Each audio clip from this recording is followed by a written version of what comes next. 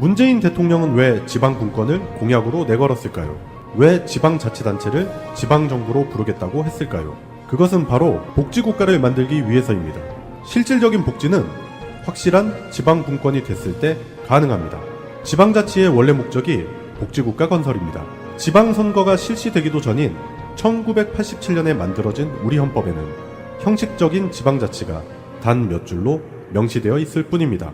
복지를 반대하는 세력들은 그 형식적인 내용을 악용하여 지방자치 제도를 흔들어 왔습니다. 올 6월 지방선거에는 지방분권이 확실하게 명시된 개헌이 이루어져야 합니다. 그것이 복지국가로 가는 가장 빠른 길입니다. 전국자치분권 개헌추진본부 서울구청장 협의회. 꼭 알아야 할 어제의 뉴스.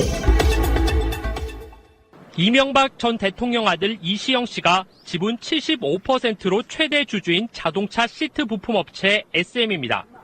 이시영 씨는 다스에서 자금 관리를 총괄하는 최고 재무 책임자가 된 2015년 다스에 납품하는 SM을 설립했습니다. SM의 사장은 이명박 전 대통령 매제입니다. 다스의 일부 부품 협력사들이 SM에 인수되고 다스와 거래가 끊겨 폐업하는 협력사들까지 생겨나면서 다스가 이시영 씨 소유인 SM 쪽으로 협력업체들을 넘겨 SM을 알짜로 키우고 있다는 의혹이 제기돼 왔습니다.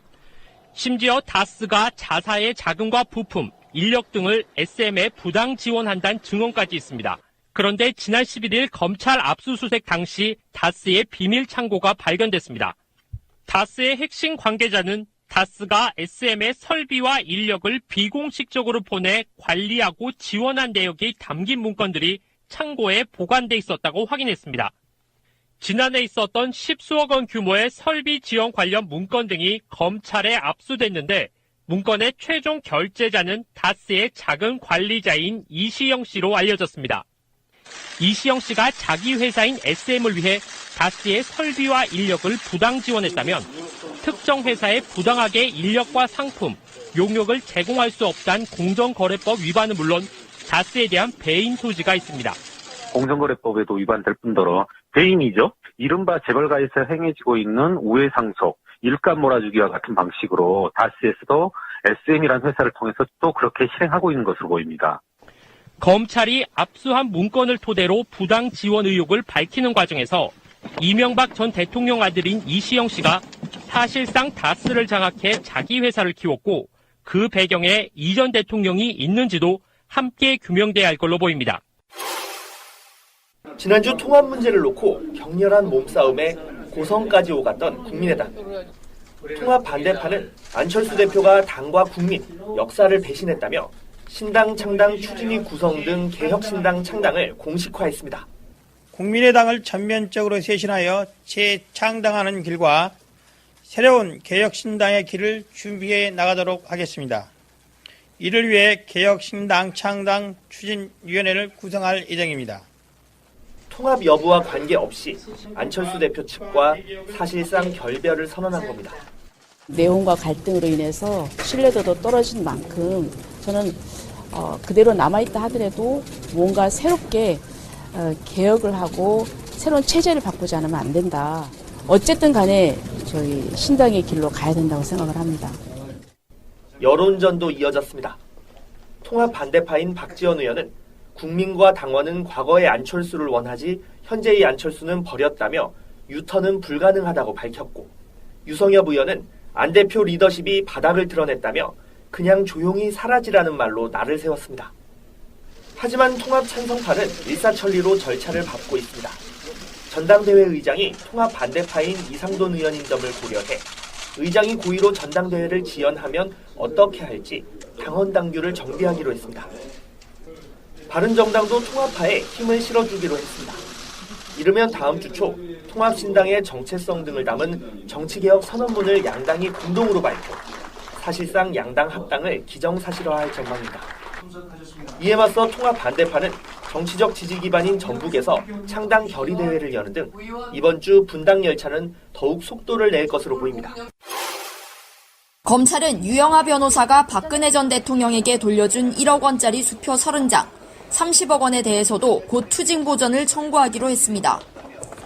지난주 28억 원을 주고 산 박 전 대통령의 내곡동 집과 유 변호사에게 맡겼던 30억 원을 동결한 법원은 박 전 대통령 계좌로 돌아온 이 30억 원에 대한 검찰의 추징 보전 요청도 받아들일 것으로 예상됩니다.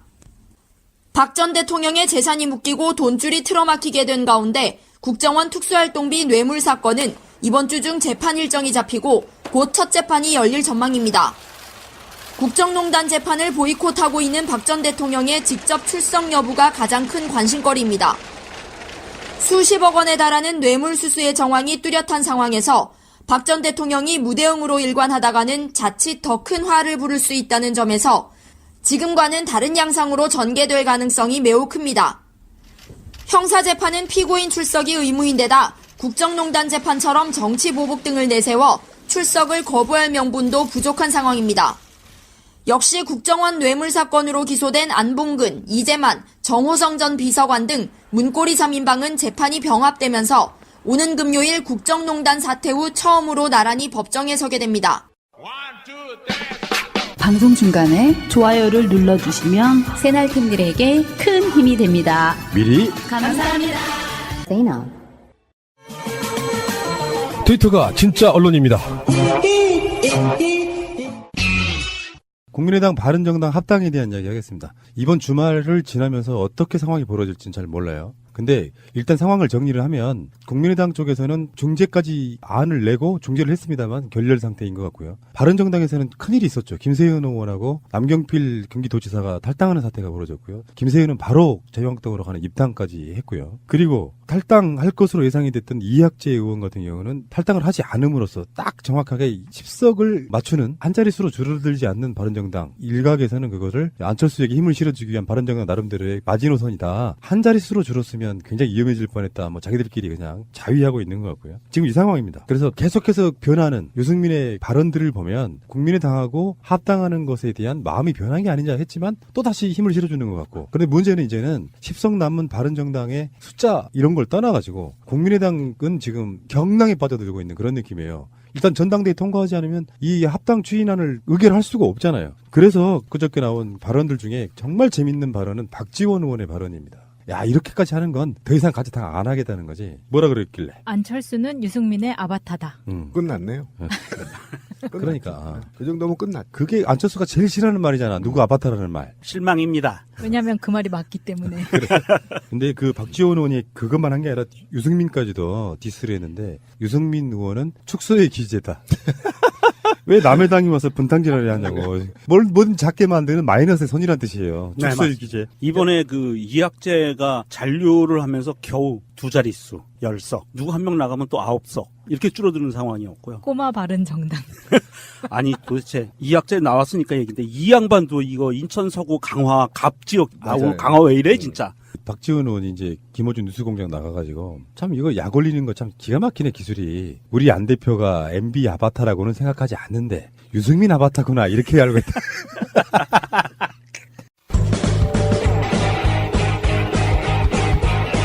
제도로서의 민주주의가 흔들리고 구타는 일은 이제 없습니다. 민주주의가 밥이고 밥이 민주주의가 되어야 합니다.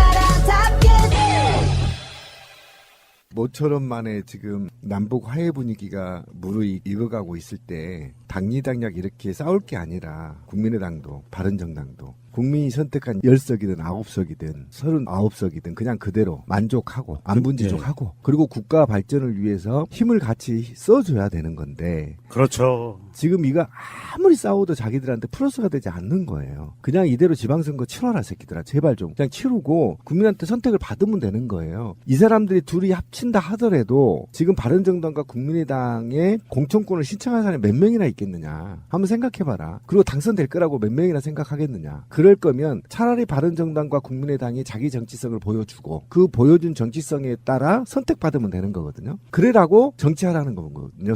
세비 주면서. 그런데도 불구하고 이합집산 뭔가 자기들이 보여줄 게 없으니까 힘으로 보여주려고 외형적 힘으로 보여주려고 통합하는 건데 그 통합마저도 이루지 못하는 당의 리더십으로 어떻게 대통령을 다시 또 넘보고 어떻게 큰 당을 만들려고 국민한테 새로운 당을 호소하겠어요. 이미 끝났다. 그러니까 처음에 새누리당에서 나왔던 숫자가 33명이었더고요. 그렇죠. 그러다가 나중에 13명 1차로 들어가고 20석 만들었다가 또 들어가서 지금 현재까지 10석인 거예요. 근데 또 탈당할 사람 의원이 있을 가능성이 있다고 해서 박지원의 최종 예상 숫자는 합당을 하게 되면 6석 정도, 7석 정도만 넘어올 거다. 대신에 20석 이상의 숫자는 이미 마음을 떠날 정도로 당은 분열이 됐고요. 근데 저는 이렇게 한번 봐요. 유승민의 단점이 있긴 있어요. 그게 뭐냐면 들은 바에 의하면 친화력이 좀 떨어진답니다. 그러니까 열심히 막 술 먹을 수도 있고 사람 사귀고 이러는 것을 잘 못한대요.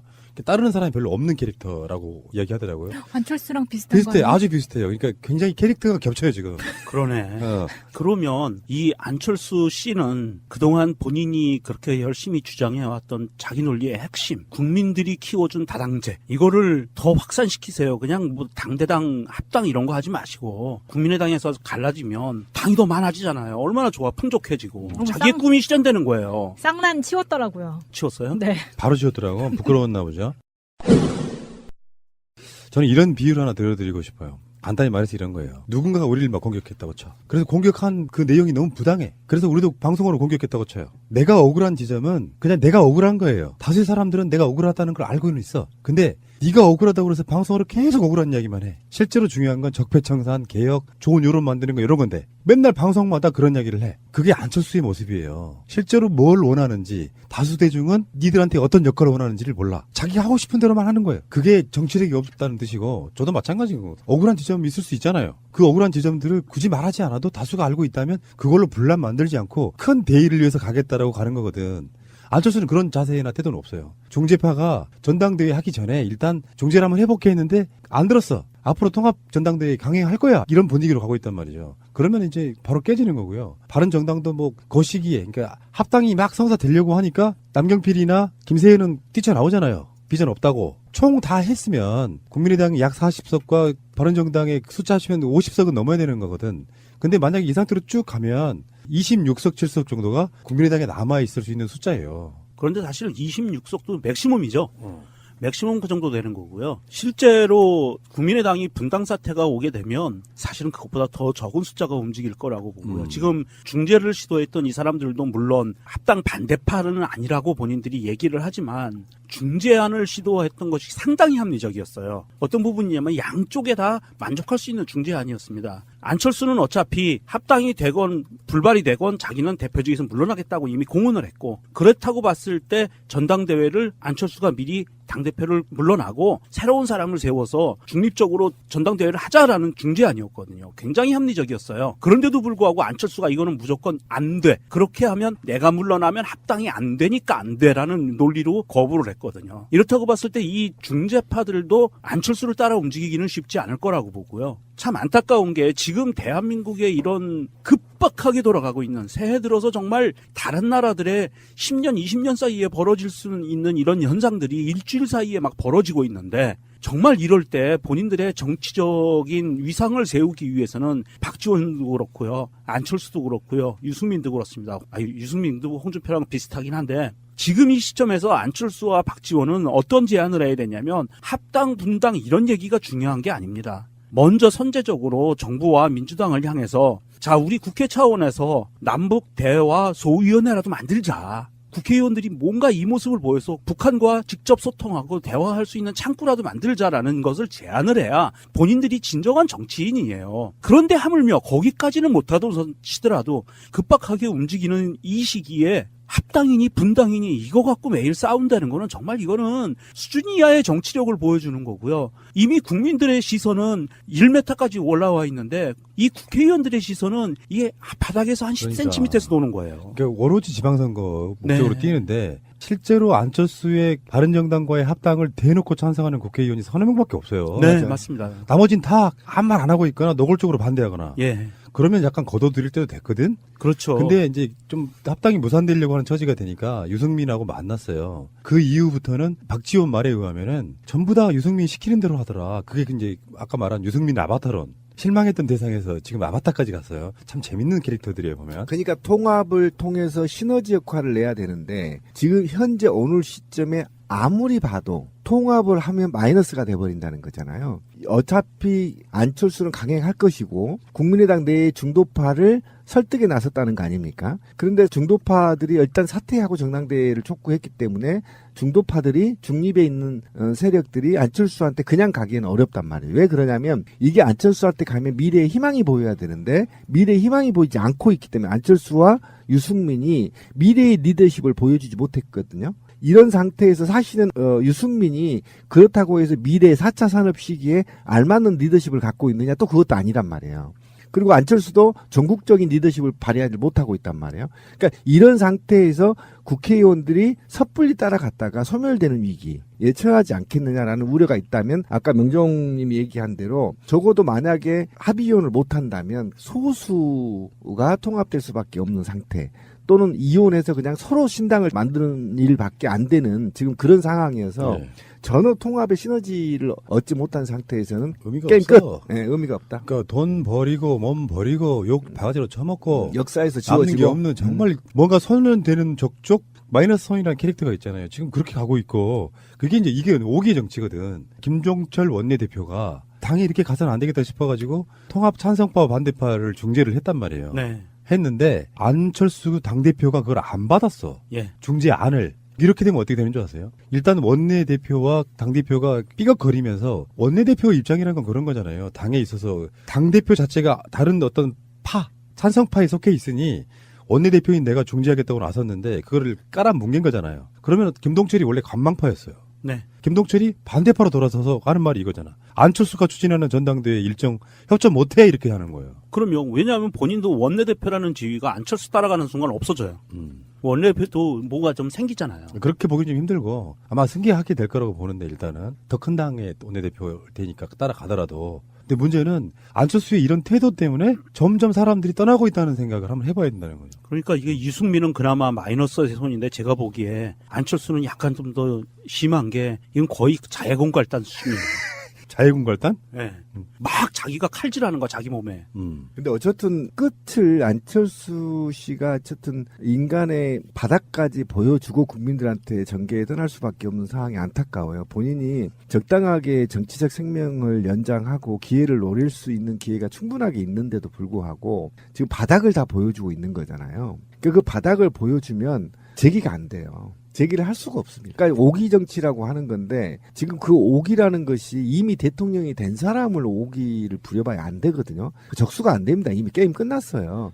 그러면 자기가 경쟁해야 될 사람이 누구인지 대통령이 되기 위해서 그러니까 누구인지 가장 유력한 당 후보가 누구인지를 찾고 그 사람이 국민들한테 내놓은 정책들을 어떻게 비판하고 또는 어떻게 더 나은 정책을 내가 국민들한테 내놓을까 고민할 것이 아니라 70년대 80년대 했던 이런 이합집산 방식으로 정치의 생명을 연장해보겠다는 것은 결국은 국민이 용서치 않아요. 예전에 국민하고 달라요. 그러니까, 안철수를 똑똑하고 리더라고 보는 국민이 몇이나 있을까요? 그러니까 합당을 해도 유승민 당대표를 해야 된다 이런 식의 그렇죠. 여론조사가 막 2배, 3배 나오잖아요. 근데 안철수 진정성이 없다고 하는 건요.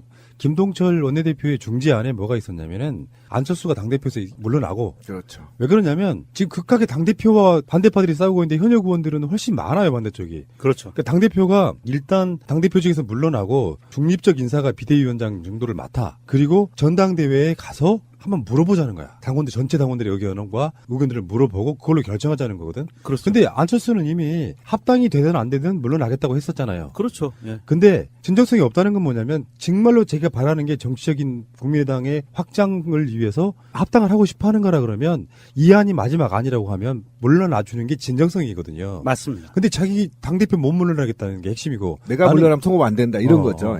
그런 방식으로 지금 추진을 하고 있기 때문에 진정성이 없다는 게 그냥 느껴지고요. 요거는 이 흙탕물은 그냥 똥물이라고 표현한 게 맞겠죠. 완전히 정치판 자체가. 그러니까 국민의당은 지금 국민의당 만들어 나갈 때 더불어민주당은 그건 아무것도 아니에요. 지금 이 상황은. 이거는 상식 밖에 어마어마한 싸움이. 그리고 지금 박지원 대표도 그런 얘기 했잖아요. 이제 강목 등장하는 부분. 그렇게 되면 끝장난다고 할 정도로 굉장히 위기의식을 느끼고 있는 거잖아요. 강목에다 못 박아서 나타나겠죠. 실제로 그러니까 오죽했으면 그게 무서우니까 뭐 온라인 전당대회 하겠다 이런 안도 나왔었는데 어쨌건 열긴 열어야 될 거 아니에요. 그러면 찬성파든 반대파든 분명히 무기 들고 나온다니까?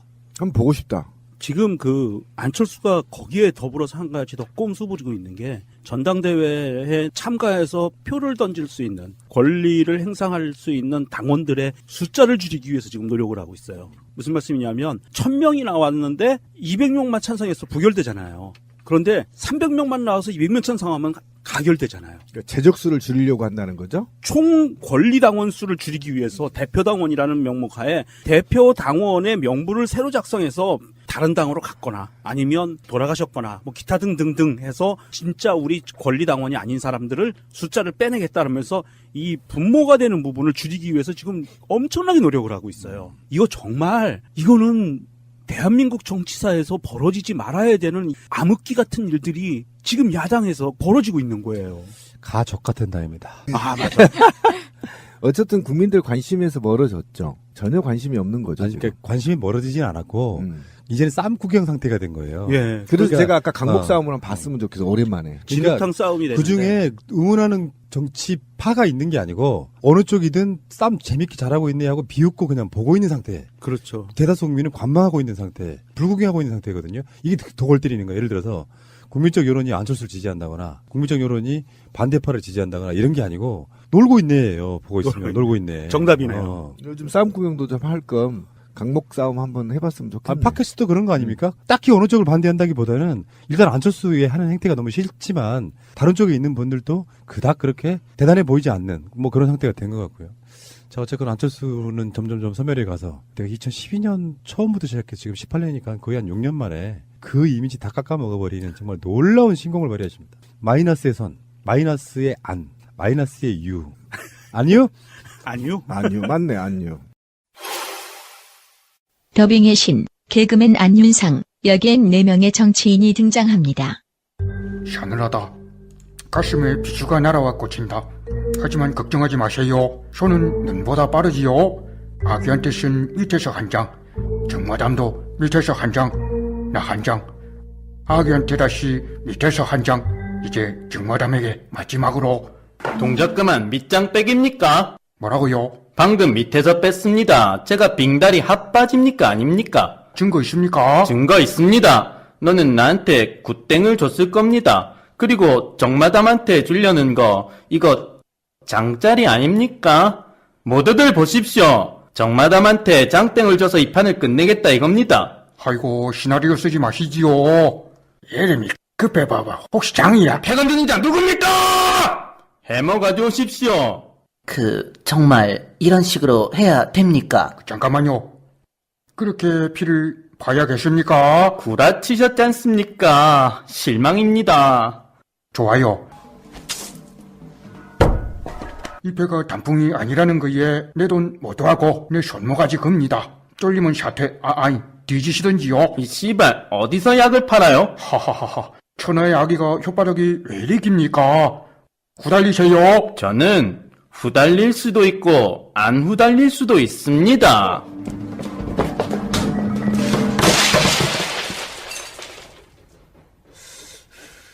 준비됐습니까? 자, 지금부터 확인 들어가겠습니다. 따라라, 따라라, 따라란 딱, 쿵짝짝, 쿵짝짝, 따리라리. 사쿠라인데요? 사쿠라가. 내가 봤습니다. 이 씨발로 밑장 빼는 거 봤습니다! 확실하지 않으면 승부를 끌지 마라. 이런 거 안 배웠습니까? 뭐 하세요? 니네 형님 손 찍어요. 그만 좀 찍으십시오. 실망입니다. 김광석님의 어느 60대 노부부의 이야기라는 곡을 듣다 보면은요, 코끝이 찡해집니다. 이렇게 오래 서로 챙기며 함께하는 부부가 있는가 하면, 한때 일본에서는요, 분리수거 1위가 남편이다 라는 웃지 못할 얘기도 있었고요. 황혼, 이혼이 유행이었고요. 또 요즘은 조론이라는 새로운 단어도 접하게 됩니다. 예나 지금이나 이혼 사유 1위는 성격 차이라고 하는데요. 어느 60대 노부부가 변호사가 동석한 자리에서 마지막 식사를 함께 하는데 메뉴로 통닭이 나왔습니다. 그러자 할아버지가 날개를 떼어서 할머니에게 주었죠. 그런데 이 할머니가 갑자기 소리를 지르면서 나는 30년이 넘게 닭 날개만 먹었다고 왜 나한테 물어보지도 않고 날개만 주는 거죠? 이러더랍니다. 할아버지는 마지막 식사 자리에서 할머니가 날개를 좋아하는지 알고 그렇게 했던 건데요. 그리고 그동안 물어보지도 않고 날개만 챙겨드렸던 거죠. 할아버지는 그제서야 할머니가 날개를 싫어한다는 걸 알게 됐고요. 진심으로 미안하다 사과하면서 두 분은 극적인 화해를 했다고 합니다. 안녕하세요. 영화로 배우는 인문학 박희정입니다. 안녕하세요, 피디님. 예, 어서 오십시오. 안녕하세요, 마차님. 안녕하세요, 마차입니다. 안녕하세요, 한쌤. 갈비탕 먹고 급 후회한 한창세입니다. 왜요? 갈비탕이 먹고 싶어서 무슨 포 이런 갈비탕 집을 들어갔습니다. 들어가서 갈비탕을 시켰는데 나오는 거 딱 보니까 왠지 먹고 싶지 않은 그런 게 있었어요. 그런데 아니나 다를까 보니까 갈비탕이 아니고 갈비 뼈다귀만 2개 들어있고 그 옆에다가 일반 살을 갖다 붙여서 한 2개 들어있는데 맛도 없었어요. 그래서 아주 굉장히 후회했습니다. 우리 한쌤 속상하셨어요. 그렇죠. 이제 한 끼 한 끼가 굉장히 소중한 이런 시대 아니겠습니까? 왜 그러셨어요? 우리 피디님, 날개 좋아하세요? 다리 좋아하세요? 저도 비슷한 경우인데요. 전 닭다리를 안 먹어요. 왜요? 그 몸에 배인 거죠, 습관이. 그러니까 어렸을 때부터 그 닭다리를 양보하는 습관이 몸에 배어가지고 누군가 나랑 같이 치킨 같은 걸 먹게 되면 닭다리를 내 앞에 있는 상대에게 주는 습관이 있어가지고 같이 먹어요. 네. 근데 실제로 자주 안 먹다 보니까 그렇게 좋아하는 품목은 아니고 닭도 맛있는 부위가 따로 있어요. 보통 이 다리, 날개 이런 부분 있잖아요. 저는 목 좋아하고요. 목이요? 살은 별로 없는데 맛있어요. 그리고 실제로 토종닭 같은 경우는 자연스럽게 이렇게 자라면서 근육이 만들어지는데 네. 우리가 만든 고기들, 닭고기들 대부분은 정말 이 조그만 케이지 안에 들어있는 그런 그죠? 느낌으로 크잖아요. 그러니까 네. 고기들이 다 맛이 없어요. 닭고기 중에 가장 맛있는 부위는 사실은 껍질입니다. 저도 껍질 좋아하는데. 살쪄요, 그거. 그 부분이. 그럼 껍질 드릴게요. 껍질하고 목. 껍질하고 목. 우리 마차님도 껍질? 네, 저는 날개 좋아해요. 날개? 네. 우리 그럼 딱 됐네요. 한쌤은 어느 부위 좋아하세요? 저는 지금 우리 PD님하고 마차님 좋아하시는 거 빼고 다 좋아합니다. 그러니까 토종닭은요 닭가슴살도 맛있어요. 닭가슴살 맛은 별로 없잖아요. 네.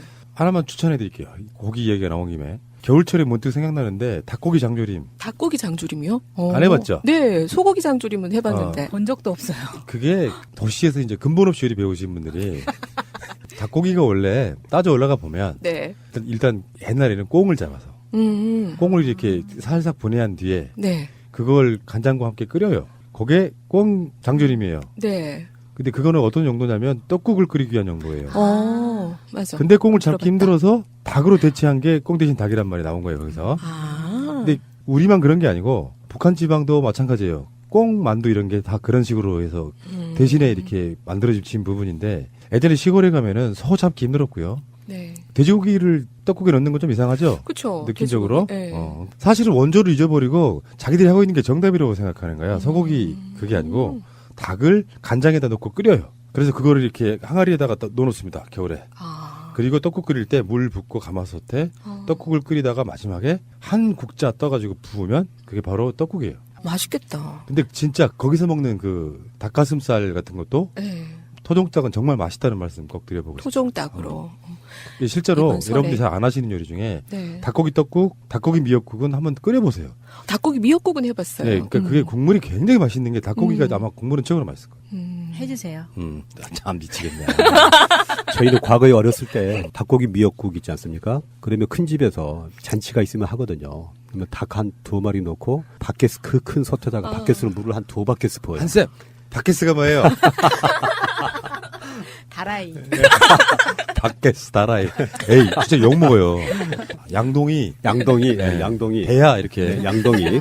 양동이로 한 2양동이를 부어요. 그러면 이제 우리까지 엄처지가 오려면 우리는 닭이 다 헤엄쳐 지나가고 껍질만 조금 넣어요. 우리 그때 그렇게 해요. 그리고 그때는 우리는 지금 여러분들은 닭의 그 살만 드시잖아요. 네. 닭의 내장으로 끓인 닭 내장탕, 닭똥집, 닭발 이런 게 버릴 게 하나도 없는 것 중에 하나가 바로 닭이었죠. 거기까지는 또. 저기 종로 어디쯤에 가면요. 닭 내장탕만 파는 집이 하나 있어요. 유명한 집. 얼큰한 거 맛있습니다. 닭발, 뭐 닭똥집 다 좋아하세요? 예. 저 안 좋아해요. 딱이네. 네. 당 얘기하다 보니까 갑자기 지난주 우리 박찬욱 감독의 올드보이 했었잖아요. 군만두 15년 먹은 거잖아요. 부추 좀 그만 빼라고 했던. 아니 그런 생각이 들었어요. 나는 뭐 어떤 음식을 좋아할까? 한 3일 이상 먹어도 질리지 않는 음식이 뭐가 있을까? 이런 생각이 드는 거예요. 보통 엄마들이 어디 여행 가실 때 보면은 곰탕 한 솥 막 이렇게 끓여놓고 가시잖아요. 그래서 그래 군만두는 아닌 것 같고 그런 생각을 해봤어요. 어떤 거 3일 이상 드실 수 있는 음식? 방송으로 여러 번 이야기한 적이 있습니다. 네. 어머니가 보내준 갓 담은 김장김치. 김장김치. 그거 일주일 이상 그것만 갖고 밥 먹는 사람이에요. 너무 맛있지. 네. 그리고 제 식성이 네. 우리들이랑 식사를 해보신 우리 팀원들은 대부분 다 아시는데 한 번 맛있다고 생각하는 거 계속 먹습니다. 질릴 때까지 질리질 않아요. 질리질 않아. 우리 PD님 참 괜찮다. 까다롭지 않고. 우리 한쌤은요? 그거 반대로 생각하셔야 돼요. 아, 그래요? 한 음식만 그렇게 맛있으면 계속 드시잖아요. 네. 반대로 마음에 안 들면 끝까지 간다는 이야기거든요. 아하, 네. 그런 거예요? 아, 재밌네. 우리 마차님은요, 뭐 좋아하세요? 3일 이상 먹어도 안 질리는 음식은 없는 것 같아요. 근데 다만 디저트로 케이크나 쿠키는 3일 이상 꾸준히 먹을 수 있어요. 빙고. 생각해보니까 제가 지금 몇 년째 먹고 있는 아이스 카페라떼 큰 거. 이거 바뀌질 않고 있거든요. 그것도 마찬가지네. 정말 집요해요. 끝까지. 와, 정말. 멋지다. 자, 이번 주 우리 순위 좀 알아보고 넘어갈게요. 박스오피스 순위 들어갈까요, 마차님? 네, 이번 주 새로운 영화 2편이 5위 안에 진입을 했습니다. 먼저 5위를 말씀드리면 지난주에 4위를 했던 위대한 쇼맨, 휴잭맨의 뮤지컬 영화가 차지했고요. 3위와 4위가 새로 진입한 영화인데 주만지, 잭 블랙 주연의 영화 하고요. 그리고 페르디난드, 투 하는 싸움소가 나오는 애니메이션 영화입니다. 갑자기 이렇게 진입을 하면서 온 가족이 볼 수 있는 영화로 들어와 있는데 제가 후기를 잠깐 봤더니 데이트용으로 좋다는 이야기가 소가 주인공이라서 영화 끝나고 여자친구와 한우를 먹기로 한 커플이 삼겹살을 먹게 돼서 고맙다는 재밌는 후기가 있었어요. 그리고 2위에는 신과 함께, 그리고 1위 요즘 새날에서도 매 에피소드마다 나오는 영화죠. 1987이 차지했습니다. 영화로 배우는 인문학 영희나가 선택한 23번째 영화는요. 알파치노 주연의 여인의 향기입니다.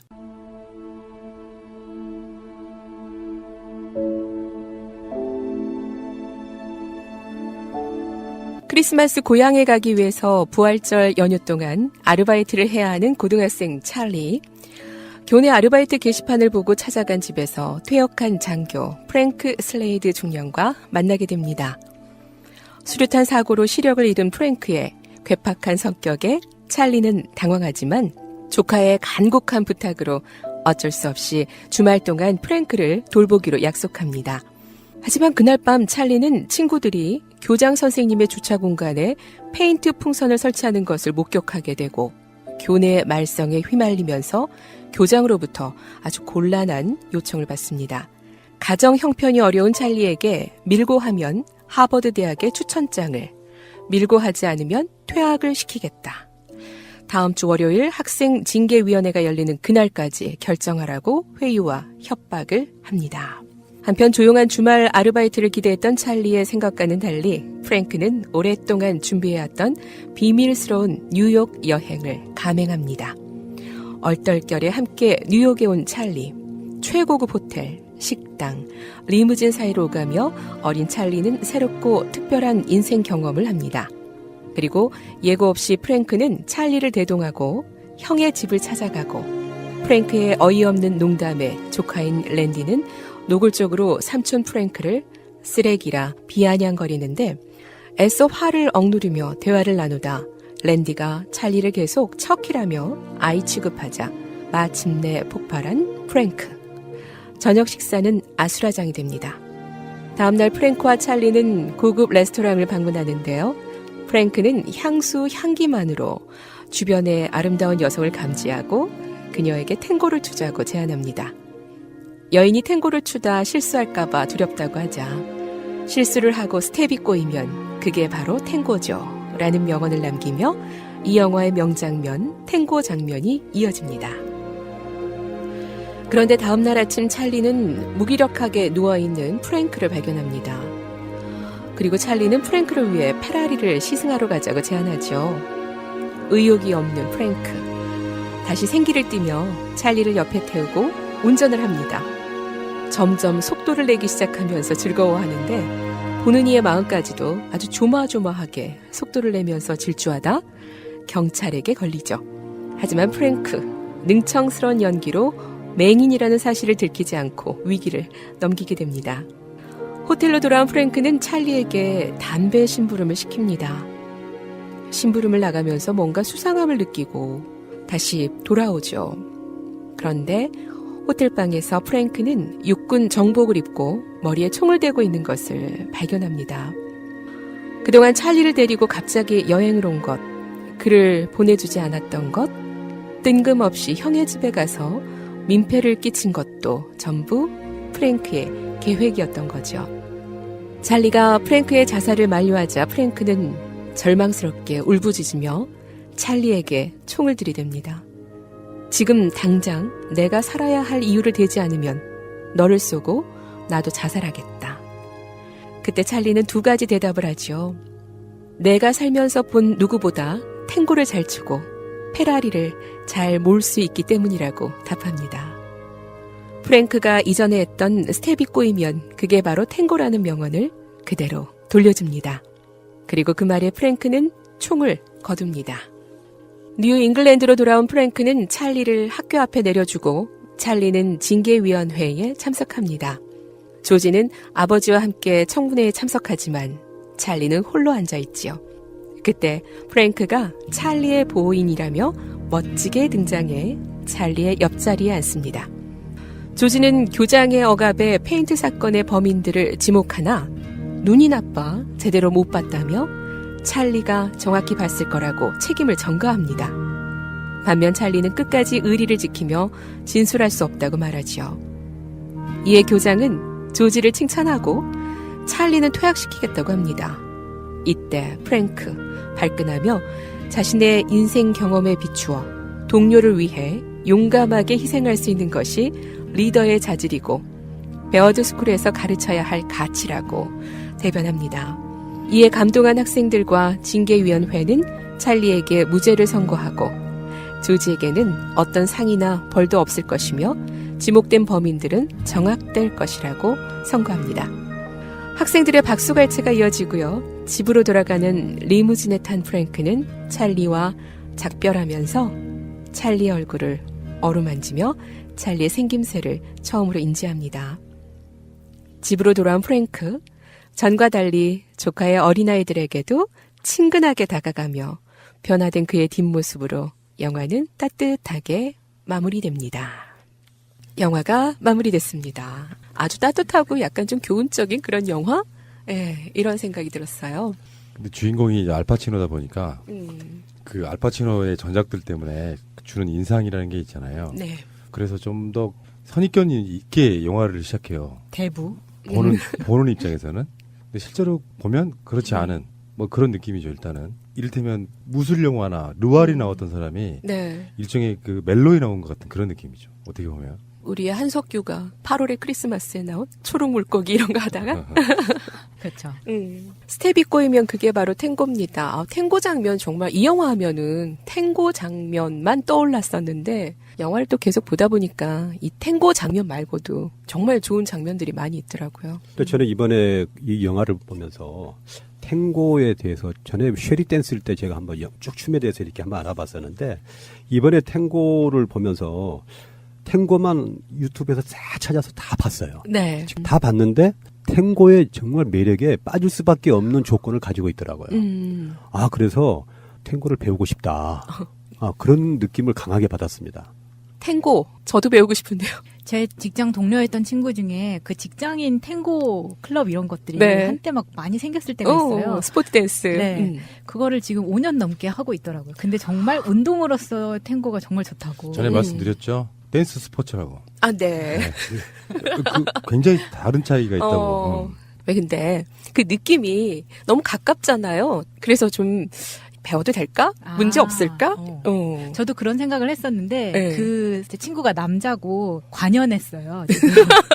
그런데 저는 거기서 빨리 여자친구를 사귀었으면 좋겠다고 생각을 했었는데 지금까지 여자친구를 한 번도 사귀질 않더라고요. 그 안에서. 그러니까 정말 스포츠로서의 충실한 역할을 하고 있는 거죠. 알파치노와 가브리엘 에노아가 그 장면을 찍기 위해서 한 2주 동안 맹연습을 했다고 하더라고요. 근데 이제 그 장면에서는 저 탱고 한 번도 안 쳐봤는데요. 이렇게 나오잖아요. 너무 아름다운 호흡이었어요, 정말. 네. 그리고 거기에 나오는 배경음악도 너무나 유명해졌죠. 그렇죠.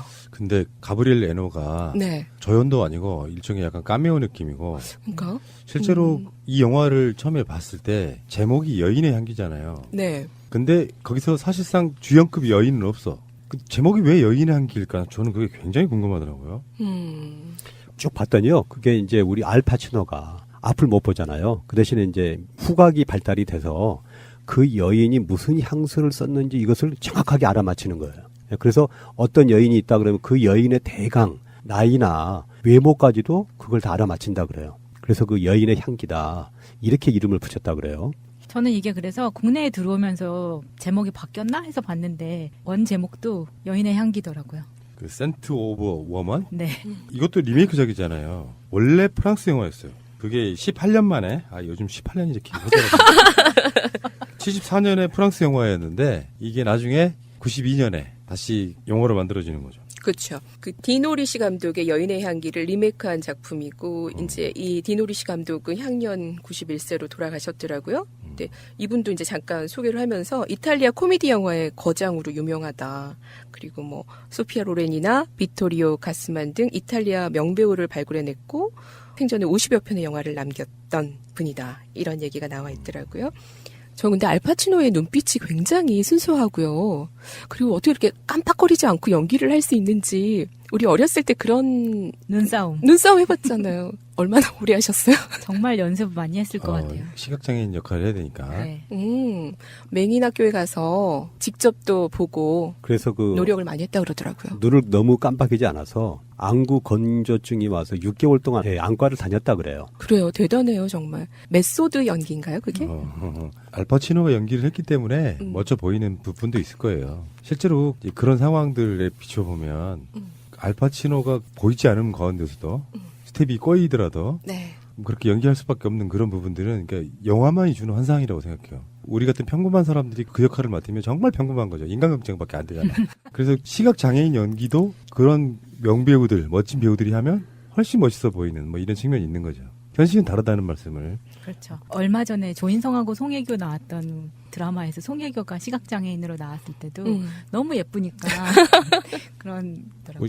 가끔씩 이제 어쩌다 한 번씩 이렇게 그런 분들 우리 인터뷰한 적이 있거든요. 네. 근데 그 에티켓에 대해서 이렇게 설명해 준 적이 있어요. 네. 길거리를 지나가는데 이끄는 거 있잖아요. 이끄는 거를 우리는 그냥 아무 개념 없이 막 허리 잡고 몸 잡고 막 해주려고 그러는데 그렇게 하지 마라. 본인들이. 그러니까 보통 길거리 가면 이제 다 그렇진 않지만 우리 시각 장애인분들 걸어가시는 길이 따로 있잖아요. 네.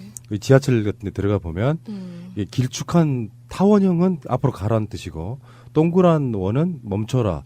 여기서 오른쪽 이제 방향을 바꿔야 될 때 그 지점을 다 알려주는데 그런 게 없는 지역이 있고 일반 인도에도 시각장애인 가는 길 있잖아요. 그 유도선이 있는데 거기에 뭐 노점상이 있다거나 해서 대부분 다 가리는 경우가 굉장히 많대요. 그러면 그게 눈인데 그걸 지나가야 되는데 안 보이니까 감으로 가야 되잖아요. 그럴 때 이제 뭐 약간 곤란한 상황에 빠지기도 하고 차도로 내려가기도 하고 막 이런 상황이 오는데 몸 전체를 잡지 말고 전에 그런 이야기 해주셨는데 그때 나오셨던 분이 만약에 우산 같은 게 있으면 우산 같은 것만 잡아 끌어줘도 된대요. 차선에. 그러면 본인이 알아서 가시는 그 방향 감각이 좀 상당히 발달했을 거라고 보는데요. 그런 것도 충분히 있는 거고 우리처럼 다 오감 뭐 이런 걸 다 갖출 필요는 없습니다. 실제로 살아보면은 청각만 발달한 사람 제가 항상 팟캐스트 하면서 이야기하잖아요. 계속 오디오 녹음한 걸 듣다가 보니까 사람의 심리 상태에 대해서 굉장히 예민하게 느껴지는 게 느껴지거든요. 마찬가지로 눈이 안 보이시는 분들은 훨씬 더 발달한 것들이 또 있어요. 그런 측면들을 한번 보실 필요가 있고 어쨌든 여인의 향기는 이제 그런 의미에서 그렇다는 거죠. 제목이 한쌤 말씀은 눈이 안 보이기 때문에 예민한 후각으로 뭔가를 알아낸다 이런 뜻이라는 거죠. 근데 기본적으로는 이 영화는 브로맨스 아니에요? 그러니까 어린 학생, 젊은 학생과 나이 좀 든 예비역 군인의 일종의 브로맨스 같은 거. 서로 성장 드라마 이런 거 아닌가? 그렇죠. 네. 어떻게 보면은 마지막에는 소울메이트 같은 느낌? 서로가 힘든 부분을 여행을 통해서 서로가 또 진심으로 깊이 이해를 하고 나중에는 서로의 부족한 부분을 챙겨주고 채워줬던 것 같아요. 알파치노는 너무나 그 잘 살았던 퇴역 장교잖아요. 정말 목소리만 들어봐도 알 것 같아. 막 우렁차고. 근데 우리 PD님 말씀대로 이 명배우였기 때문에 이제 모든 것이 그걸 다 소화할 수 있다 이제 이런 부분이 있는데 제가 이제 이번에 뭘 느꼈냐면 1987 영화를 보면서 저는 그 분위기에 완전히 휩쓸려가지고 심각하게 보고 있는데 마스크를 쓰고 있다가 마스크를 딱 벗는데 강동원인 거예요. 근데 그 순간에 여자분들이 와 이러는 거예요. 분위기를 완전히 엎어버리는 거예요. 그래서 나는 강동원이가 뭐가 좋다 저러지? 속으로 그런 생각을 했었어요. 근데 대부분 여자분들이 강동원이 마스크를 딱 벗는 거 보고 탄성을 치른대요. 그 분위기에서. 키도 크지, 얼굴도 작지, 잘생겼지. 문재인 대통령이 용산 CGV에서 1987 보고 시사회하고 뭐 이렇게 여러 가지 말씀 나누시잖아요. 네. 근데 옆에 강동원이 키도 너무 크고 또 미모하면 또 우리 문재인 대통령 또 한미모 하잖아요. 그런데도 역시 영화배우 옆에 서니까 이거 뭐 영화배우라는 게 그래서 사회적으로 해악에 가깝다. 아니 그 잘생긴 대통령을 돋보이게 해주는 게 좋은데 그 멀리 떨어져 있을 수도 없고 키를 줄일 수도 없고 참. 아니, 그런데 그 강동원이 문재인 대통령을 쳐다보는 그 장면이 찍힌 게 있었는데 그 눈빛이 너무 사랑스러워. 네, 완전 그렇더라고요. 거기 안 빠진 영화배우들이 있습니까? 벌써 우리 마차님 이야기하신 거 봐요. 벌써 목소리에서 강동원이한테 취해가지고 엄청 나하고 이야기할 때하고는 천지 차이예요. 아니 그래서 일부러 포스터에 강동원을 안 넣었다고 하죠. 그 얘기 들었어요. 이한열 역할인데 맞아요. 배은심 여사가 이제 이한열 열사의 엄마잖아요. 강동원이 자기 역할을 아들 역할을 했다고 되게 좋아. 근데 그게 포스터에 같은 데 안 넣어서 이렇게 반전 효과를 노렸다고 뭐 그런 이야기를 하는 거 들었습니다. 어머니가 예쁜이 강동을 이렇게 불렀다고 하더라고요. 그 알파치노가 굉장히 잘 나가다가 갑자기 시각장애를 입은 거잖아요. 그 사람들이 그런 것들로 인해서 상심이 크고 많이 또 성격이 달라지고 삶의 어떤 의지가 꺾이는 그런 경우들이 많이 있을 것 같아요. 저희 아버지 같은 경우가 그런 경우세요. 그러니까 사회적 인텔리인 사람이 어떤 사건으로 인해서 경제적인 활동을 못하게 되는 상황. 거기서 그 한 남자가 인격적으로 이렇게 파멸해가는 과정을 저는 적나라하게 봤거든요. 오랜 시간 동안 이제 자기 자격지심에 의해서 어머니하고의 어떤 잦은 갈등 그런 과정에 가족들로부터 이렇게 멀어지는. 근데 제가 그 아버지를 다시 가족으로 끌어들이는 역할을 했던 그런 롤이 좀 있었던 것 같아요. 역할. 이제 가장으로서 역할도 못하고 경제활동도 못하는 아버지가 스스로 생각했을 때는 자식들이나 엄마가 나를 무시한다고 생각하는 지점을 결정적인 계기가 하나 있었는데요. 집 밖에서 우리 아버지를 욕하는 동네에 어떤 한량 아저씨가 하나 있었어요. 자식들이 막 듣고 있는데 그때가 제가 고등학교 2학년 때였는데 제가 칼을 들고 뛰쳐나갔어요. 당신 죽여버리겠다고. 주위에서 말리고 그래가지고 뭐 큰 사건은 안 났는데 아버지가 저한테 그때서야 처음으로 마음을 여시게 느껴졌어요. 내 자식을 키워놓으니 나를 지켜주는구나 하는 감정이었겠죠. 그런 감정들 속에 그런 방황의 시간이 제가 군대 제대할 때쯤에 돌아가셨으니까 거의 한 11년, 2년 정도 병석에 계셨던 거거든요. 그 사이에 망가져가는 모습, 그 이전에, 그러니까 그 시점 이전에 우리 아버지는 정말 멋쟁이였어요. 그런 분이 어느 날 본인 스스로가 사회에 쓸모가 없어졌다는 거에 대한 그 인식 때문에 정말 주위 사람들을 힘들게 했던 기억이 나는데요. 그걸 극복하는 사람들이 사실은 정말로 더 위대해질 수 있는 부분이 있다고 생각이 들고요. 저희 아버님도 만약에 지금쯤 그분이 제 옆에 있다면 또 그런 상황이라면 좀 달랐을 거라고 생각하는 게 그때는 어렸잖아요. 근데 저는 우리 아버지 정도는 충분히 그러니까 정신적인 재활을 시킬 수 있다고 저는 자신이 있거든요.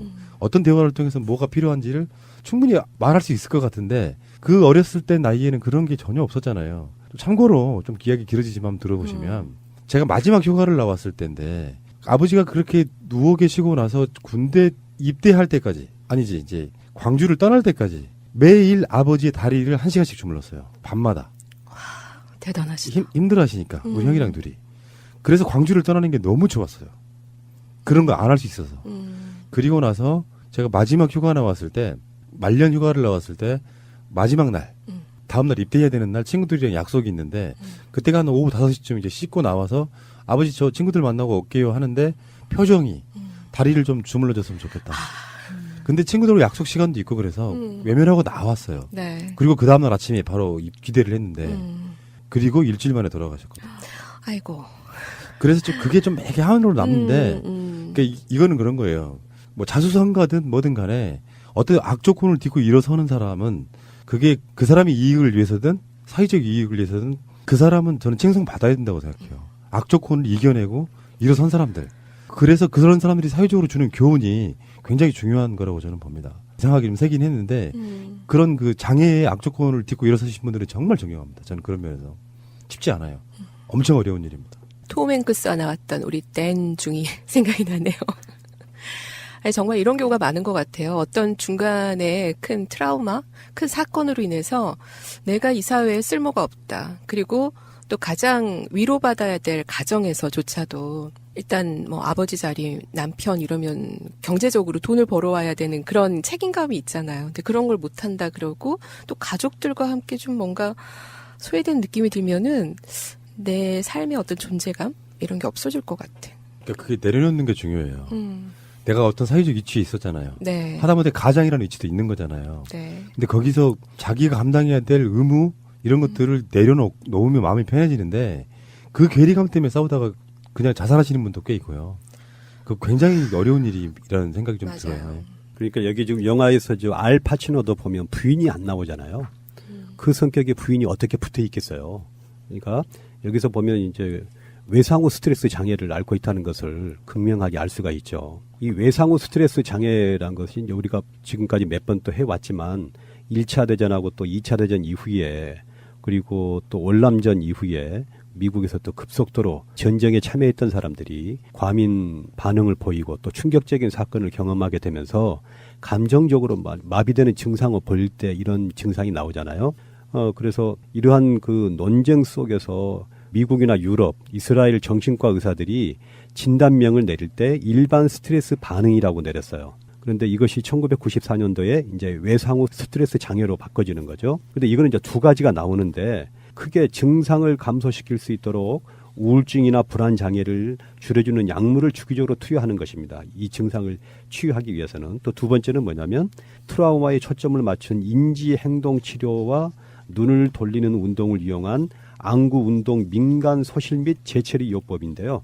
이 치료법들이 수많은 환자를 통해서 의학적으로 효과가 입증이 됐습니다. 그래서 이제 이런 치료를 하려면 사실 이제 5.18과 세월호 피해자들에게 빨갱이다, 교통사고 운이 없었다는 등 개인의 책임으로 돌리는 것은 국가나 사회 구조적 폭력을 용인하고 동조하는 것이거든요. 그래서 트라우마에 대한 사회적 인식이나 공유를 통해서 명예회복, 보상, 처벌을 거쳐서 사회 관계 회복과 개선으로 나아가는 것이 사회적 치유 작업이 함께 병행해야 이런 것도 좀 치유될 수 있다. 이렇게 보거든요. 정말 중요한 부분인 것 같아요. 그분들에게 꼭. 이제 좀 분위기를 바꿔서 선생님 탱고 배우고 싶다 그랬는데 탱고는 어떤 춤인지. 탱고 그러면 네. 정말 그 아르헨티나 교수가 이런 이야기를 했어요. 탱고는 시인들이 언어로 기술하고자 하는 것들, 그리고 투쟁은 곧 축제라는 믿음에 대한 직접적인 표현이다. 근데 이제 탱고 그러면 붉은색과 가장 잘 어울리는 춤과 음악이잖아요. 그리고 격정적인 감성과 강렬한 리듬, 그 속에서 애수와 고독의 감성을 품고 있어서 거부하기 힘든 치명적인 유혹의 열정의 나라 아르헨티나의 부에노스아이레스에서 탄생한 것이 탱고입니다. 그래서 마음을 움직이는 춤 탱고인데요. 우리 알파치노하고 아름다운 여인이 탱고를 췄던 그 춤이 뭐냐면 포르우나 카베사라 그래서 그 제목이 머리 하나 차이로란 뜻이에요. 그 시각장애인 태역 장교가 멋진 춤을 추잖아요. 탱고의 동작을 인생에 빗대어서 탱고는 실수할 게 없어요. 인생과 달리 단순하죠. 만약 실수해도 다시 추면 되니까 실수해서 발이 엉키면 그게 바로 탱고지요. 탱고는 걷는 춤이라고 하는데 리듬에 맞추어서 파트너와 함께 걷는 데서 그 매력이 묻어납니다. 서로 열정적인 눈빛을 마주한 채 바닥에 그림을 그리듯 움직여 나가는 모습. 유혹하듯 다리 사이로 다리를 밀어넣는가 하면 또 서로 포용했다가 밀어내고 다시 턴해서 돌아와서 품에 안기는 동작이 뜨거운 사랑에 빠진 남녀처럼 관능적이잖아요. 눈빛과 호흡, 조화와 균형, 서로에 대한 신뢰가 바탕이 돼야만 아름다운 탱고 춤이 완성되는데 이것을 보고 이제 가슴과 가슴 사이라 그렇습니다. 탱고는 부에노스아이레스 사람들의 복장 때문에 탄생했습니다. 당시 남성은 목이 긴 부츠에 세발톱을 달고 가우초라는 바지를 입고 그 여성들은 폭이 넓은 치마를 입고서 춤을 추다가 만들어진 동작이 바로 탱고의 밑바탕이 되는데요. 그래서 이주 노동자들의 슬픔을 어루만져 준 것이 탱고입니다. 부에노스아이레스 동남쪽에 나보카라는 그런 소도시가 있는데요. 그것이 탱고의 발상지입니다. 근데 여기는 좀 지저분한 항구였고 19세기 후반에 아르헨티나의 풍부한 농산물이 유럽과의 무역량이 굉장히 늘어났습니다. 그래서 유럽의 하층민 노동자들이 부에노스아이레스로 엄청나게 밀려왔어요. 그래서 시민의 70% 이상을 차지하게 됩니다. 그래서 이민자들은 고향에 돈을 보내려고 고된 노동 속에서 돌아갈 수 없는 고향에 대한 그리움을 안고 이 탱고 춤을 추게 되죠. 그리고 미국으로 끌려온 아프리카 흑인들의 비애가 재즈로 발전했다면 유럽의 가난한 이주 노동자들의 여한을 달래주는 것이 바로 탱고였습니다.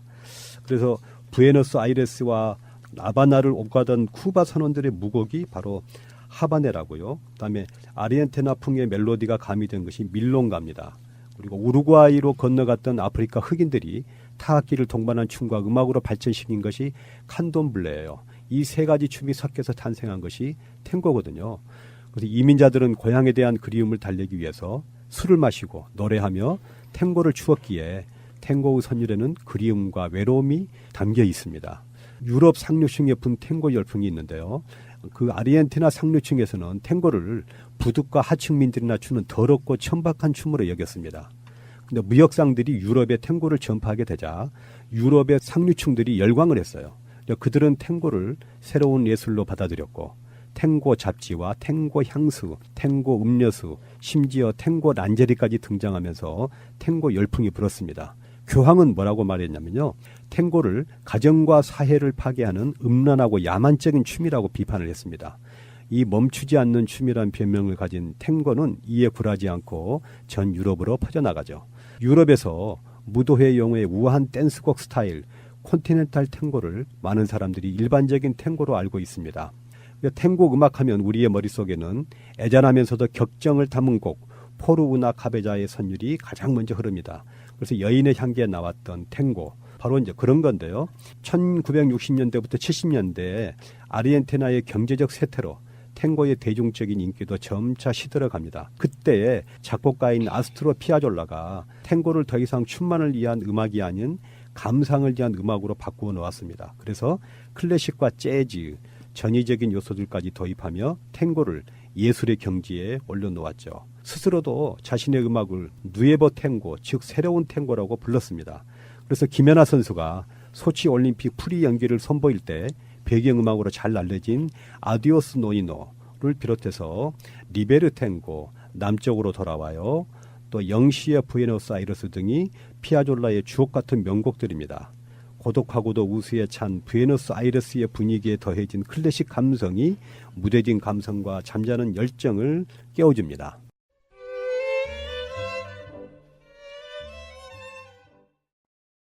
남미가 좀 열정적이잖아요. 근데 브라질은 삼바, 그리고 아르헨티나는 탱고, 이렇게 구분 지어지는 그런 부분이 있고, 제가 예전에 한때 좀 만났던 형님, 그 형님 따라서 한번 가본 적이 있는데 가장 역시 탱고가 화려하고 멋졌습니다. 어딜 가보셨어요?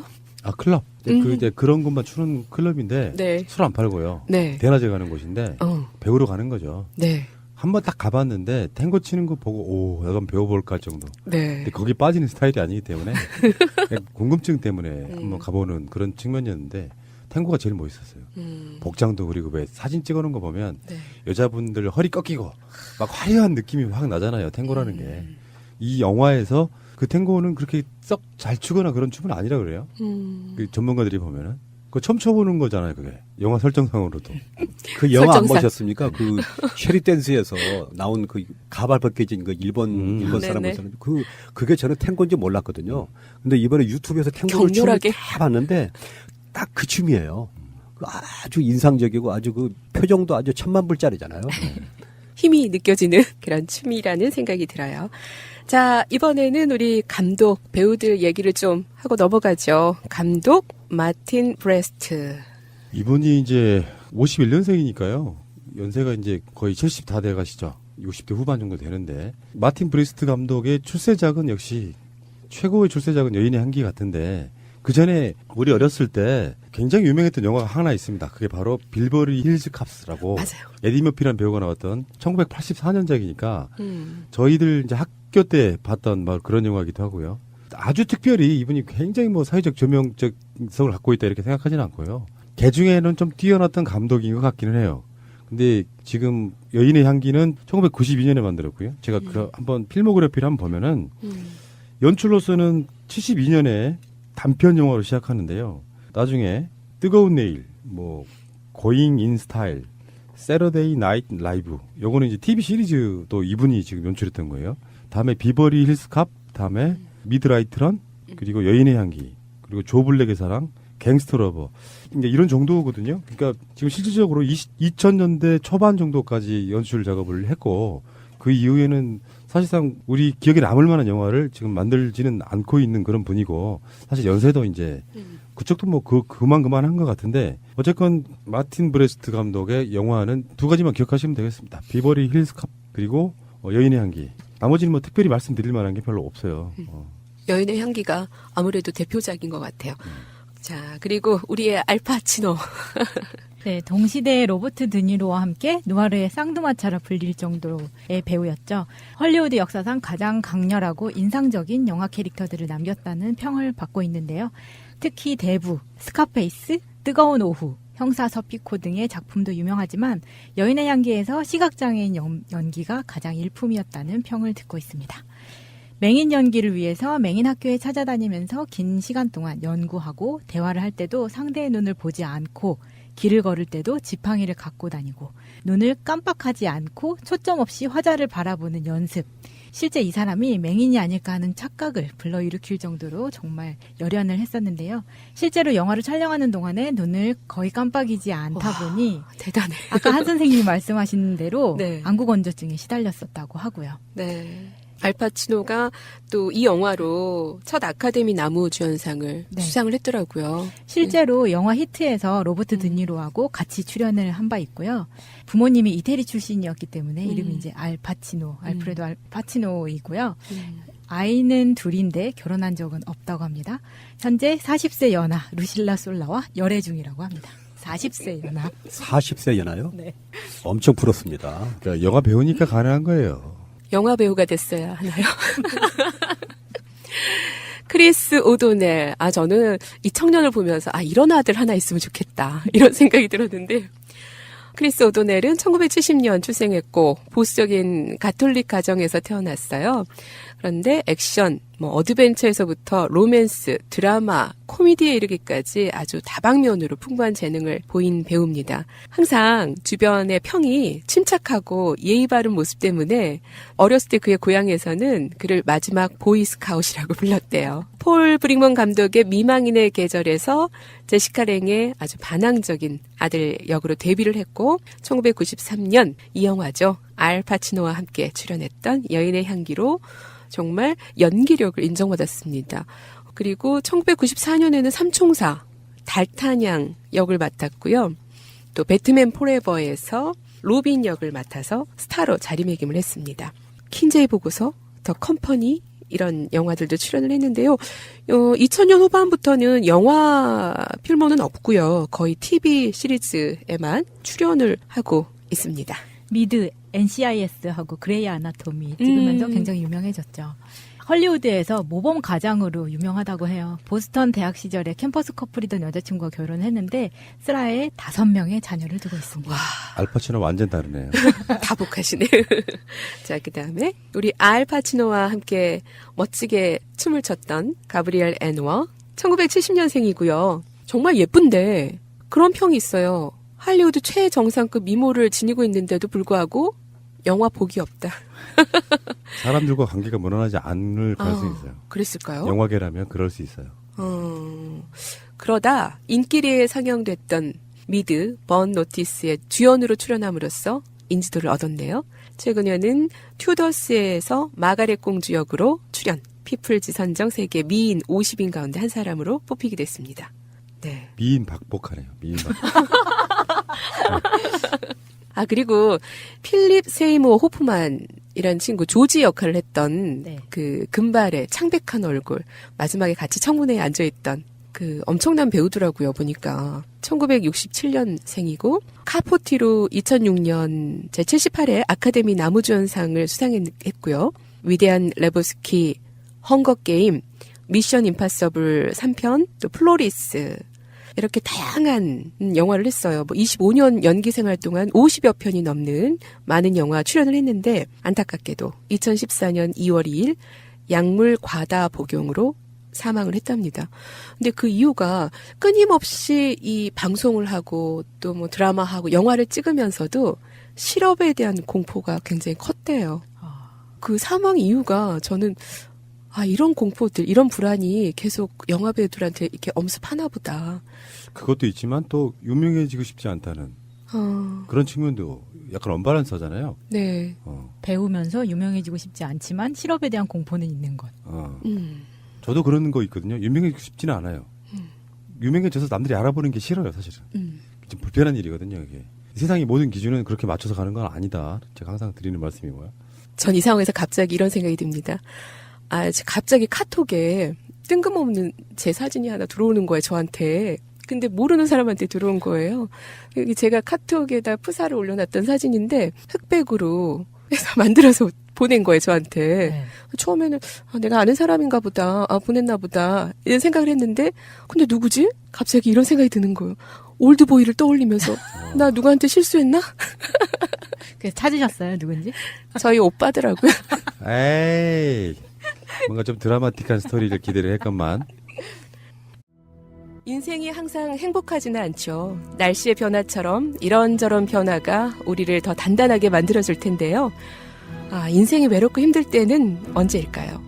내 마음을 몰라주는 배우자, 아이들로 인해서 서운할 때, 대화할 사람이 없을 때, 또 회사에서도 존재감이 없을 때, 아니면 사랑한 사람이 떠날 때, 결국 내가 중심을 잃고 넘어지거나 힘없이 주저앉을 때, 아마도 이럴 때 가만히 손을 잡아주는 그런 친구가 절실히 필요하지 않을까 싶습니다.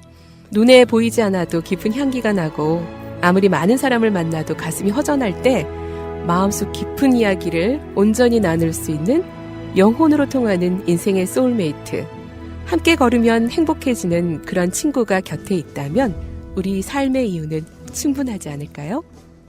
영화로 배우는 인문학, 영이나 23번째, 여인의 향기 함께 하셨습니다.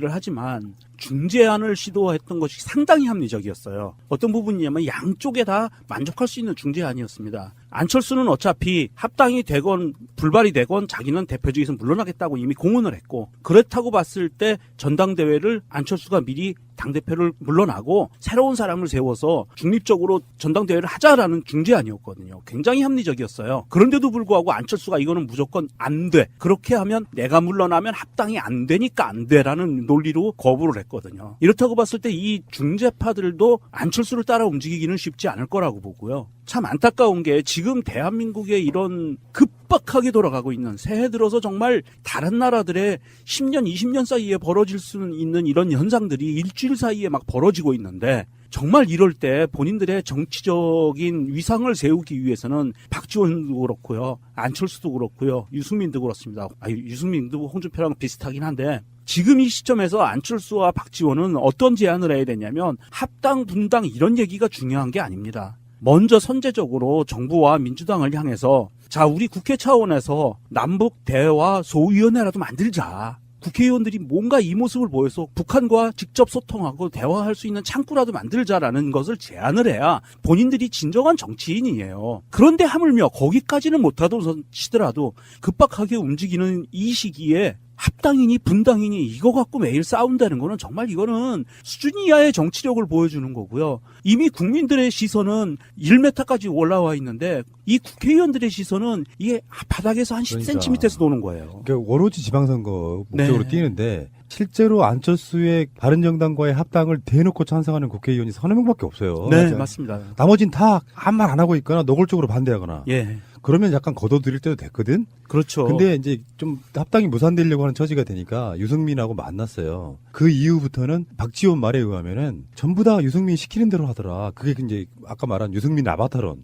실망했던 대상에서 지금 아바타까지 갔어요. 참 재밌는 캐릭터들이에요, 보면. 그러니까 통합을 통해서 시너지 역할을 내야 되는데 지금 현재 오늘 시점에 아무리 봐도 통합을 하면 마이너스가 돼버린다는 거잖아요. 어차피 안철수는 강행할 것이고 국민의당 내의 중도파를 설득에 나섰다는 거 아닙니까? 그런데 중도파들이 일단 사퇴하고 정당대회를 촉구했기 때문에 중도파들이 중립에 있는 세력들이 안철수한테 그냥 가기에는 어렵단 말이에요. 왜 그러냐면 이게 안철수한테 가면 미래의 희망이 보여야 되는데 미래의 희망이 보이지 않고 있기 때문에 안철수와 유승민이 미래의 리더십을 보여주지 못했거든요. 이런 상태에서 사실은 유승민이 그렇다고 해서 미래 4차 산업 시기에 알맞는 리더십을 갖고 있느냐 또 그것도 아니란 말이에요. 그리고 안철수도 전국적인 리더십을 발휘하지 못하고 있단 말이에요. 그러니까 이런 상태에서 국회의원들이 섣불리 따라갔다가 소멸되는 위기에 처하지 않겠느냐라는 우려가 있다면 아까 명정님이 얘기한 대로 적어도 만약에 합의이혼을 못한다면 소수가 통합될 수밖에 없는 상태 또는 이혼해서 그냥 서로 신당을 만드는 일밖에 안 되는 지금 그런 상황이어서 네.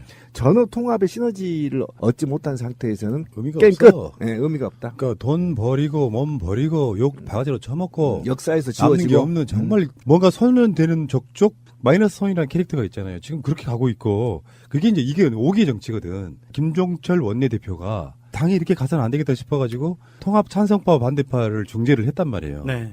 했는데 안철수 당대표가 그걸 안 받았어. 예. 중재안을. 이렇게 되면 어떻게 되는 줄 아세요? 일단 원내대표와 당대표가 삐걱거리면서 원내대표 입장이라는 건 그런 거잖아요. 당에 있어서 당대표 자체가 다른 어떤 찬성파에 속해 있으니 원내대표인 내가 중재하겠다고 나섰는데 그거를 깔아뭉갠 거잖아요. 그러면 김동철이 원래 관망파였어요. 네. 김동철이 반대파로 돌아서서 하는 말이 이거잖아. 안철수가 추진하는 전당대회 일정 협조 못해 이렇게 하는 거예요. 그럼요. 왜냐하면 본인도 문재인 대통령은 왜 지방분권을 공약으로 내걸었을까요? 왜 지방자치단체를 지방정부로 부르겠다고 했을까요? 그것은 바로 복지국가를 만들기 위해서입니다. 실질적인 복지는 확실한 지방분권이 됐을 때 가능합니다. 지방자치의 원래 목적이 복지국가 건설입니다. 지방선거가 실시되기도 전인 1987년에 만들어진 우리 헌법에는 형식적인 지방자치가 단 몇 줄로 명시되어 있을 뿐입니다. 복지를 반대하는 세력들은 그 형식적인 내용을 악용하여 지방자치 제도를 흔들어 왔습니다. 올 6월 지방선거에는 지방분권이 확실하게 명시된 개헌이 이루어져야 합니다. 그것이 복지국가로 가는 가장 빠른 길입니다. 전국 자치분권 개헌 추진본부 서울구청장 협의회. 꼭 알아야 할 어제의 뉴스. 이명박 전 대통령 아들 이시영 씨가 지분 75%로 최대 주주인 자동차 시트 부품 업체 SM입니다. 이시영 씨는 다스에서 자금 관리를 총괄하는 최고 재무 책임자가 된 2015년 다스에 납품하는 SM을 설립했습니다. SM의 사장은 이명박 전 대통령 매제입니다. 다스의 일부 부품 협력사들이 SM에 인수되고 다스와 거래가 끊겨 폐업하는 협력사들까지 생겨나면서 다스가 이시영 씨 소유인 SM 쪽으로 협력업체들을 넘겨 SM을 알짜로 키우고 있다는 의혹이 제기돼 왔습니다. 심지어 다스가 자사의 자금과 부품, 인력 등을 SM에 부당 지원한다는 증언까지 있습니다. 그런데 지난 11일 검찰 압수수색 당시 다스의 비밀 창고가 발견됐습니다. 다스의 핵심 관계자는 다스가 SM의 설비와 인력을 비공식적으로 보내 관리하고 지원한 내역이 담긴 문건들이 창고에 보관돼 있었다고 확인했습니다. 지난해 있었던 10수억 원 규모의 설비 지원 관련 문건 등이 검찰에 압수됐는데 문건의 최종 결제자는 다스의 작은 관리자인 이시영 씨로 알려졌습니다. 이시영 씨가 자기 회사인 SM을 위해 다스의 설비와 인력을 부당 지원했다면 특정 회사에 부당하게 인력과 상품, 용역을 제공할 수 없다는 공정거래법 위반은 물론 다스에 대한 배임 소지가 있습니다. 공정거래법에도 위반될 뿐더러 배임이죠. 이른바 재벌가에서 행해지고 있는 우회상속, 일감 몰아주기와 같은 방식으로 다스에서도 SM이라는 회사를 통해서 또 그렇게 실행하고 있는 것으로 보입니다. 검찰이 압수한 문건을 토대로 부당 지원 의혹을 밝히는 과정에서 이명박 전 대통령 아들인 이시영 씨가 사실상 다스를 장악해 자기 회사를 키웠고 그 배경에 이 전 대통령이 있는지도 함께 규명돼야 할 걸로 보입니다. 지난주 통합 문제를 놓고 격렬한 몸싸움에 고성까지 오갔던 국민의당.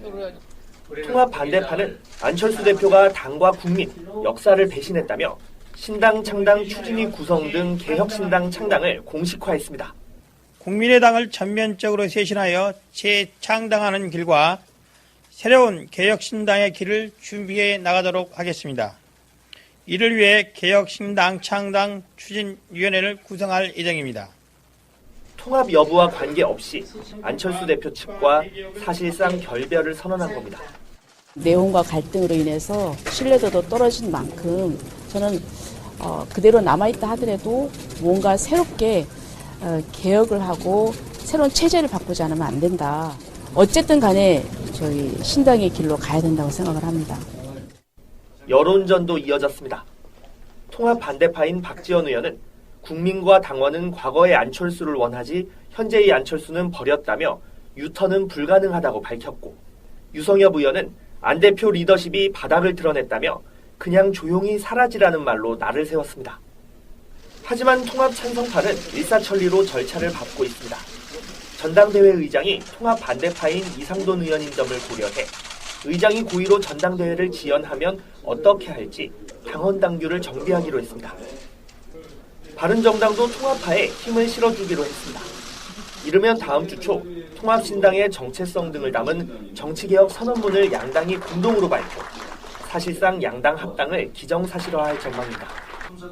이에 맞서 통합 반대파는 정치적 지지 기반인 전북에서 창당 결의대회를 여는 등 이번 주 분당 열차는 더욱 속도를 낼 것으로 보입니다.